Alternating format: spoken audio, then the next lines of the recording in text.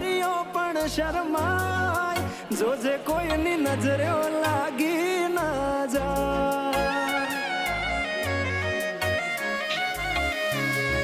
વાલી તું તો રૂપનો કટકો કહેવાય, બારે કાળું ટપકું કરીને નીકળાય, જોજે કોઈની નજરે લાગી ના જાય.